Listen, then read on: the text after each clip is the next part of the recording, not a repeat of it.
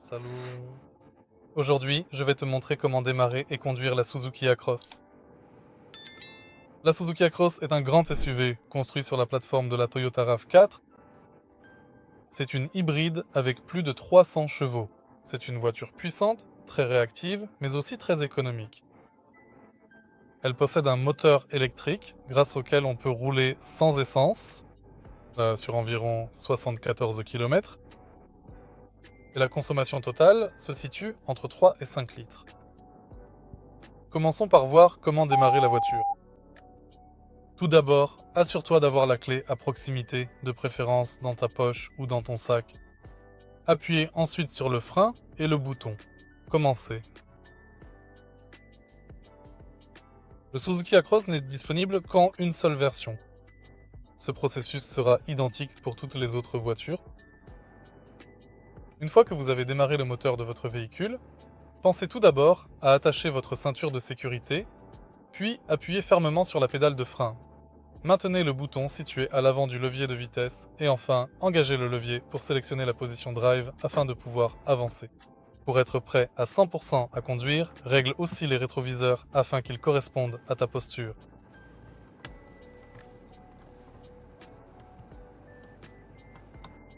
Très bien, lorsque nous sommes prêts à conduire, commençons par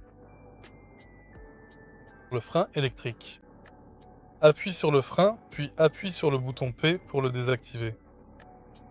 Lorsque la ceinture est attachée, tu peux activer la fonction Auto Hold qui maintiendra automatiquement le frein à l'arrêt. Et ensuite, regardons plus bas. Grâce au bouton Auto EVHV, tu peux changer le mode de conduite de la voiture. La Suzuki Acros démarre automatiquement en mode électrique. Lorsque la batterie a besoin d'être rechargée, le moteur à combustion s'active. Appuie sur le bouton Auto EVHV pour passer du mode électrique au mode automatique. Le mode automatique te permet de passer du moteur thermique au moteur électrique et aussi de recharger la batterie pendant la conduite. Si tu as besoin de recharger immédiatement le moteur électrique, appuie sur le bouton Change Hold. Cela mettra en marche le moteur à combustion, qui rechargera le moteur électrique à la demande. Jetons un coup d'œil ci-dessous. Ce bouton permet de changer le mode de conduite entre Eco, Sport et Normal. Mode Eco. Le premier est un mode de conduite écologique qui diminue légèrement les performances globales de la voiture, tout en rendant la direction ainsi que la suspension bien plus souples. A l'inverse, le mode Sport augmente les performances de la voiture. Tout en augmentant de manière significative la consommation de carburant, il rend également la direction beaucoup plus ferme et réactive pour le conducteur, adaptée à la conduite rapide. En dessous, nous avons encore le mode Trail.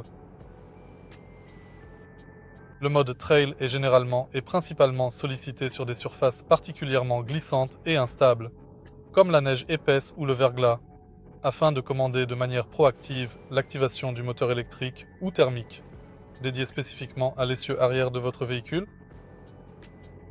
Maintenant que nous sommes prêts, nous allons simplement commencer à rouler. En conduisant la voiture, nous n'avons pas à nous soucier des phares, car le réglage automatique est activé. Par défaut, sur le volant, nous pouvons trouver des options telles que le régulateur de vitesse adaptatif, radar cruise control, l'assistant de maintien de voie, l'assistant de direction et l'alerte de collision frontale. Grâce à ce bouton, vous pouvez diminuer ou augmenter la distance avec la voiture qui vous précède. Pour le régulateur de vitesse. Allons également dans les paramètres où nous pouvons trouver le LTA, la surveillance des angles morts, Blind Spot Monitoring, le système de pré-collision, les capteurs de stationnement, l'alerte de circulation transversale arrière, Rear Cross Traffic Alert, le PKSB et l'assistant de reconnaissance des panneaux de signalisation. Dans les paramètres du véhicule, nous pouvons également régler les paramètres de recharge. RCC pour le contrôle de la boîte de vitesse et l'ouverture du coffre. Je pense que ce sont toutes les informations dont vous avez besoin pour commencer à conduire en toute sécurité. Acros Suzuki. C'est une voiture très agréable et intuitive qui, après un petit temps d'adaptation, vous offrira une conduite plaisante. Merci d'avoir regardé cette vidéo jusqu'au bout.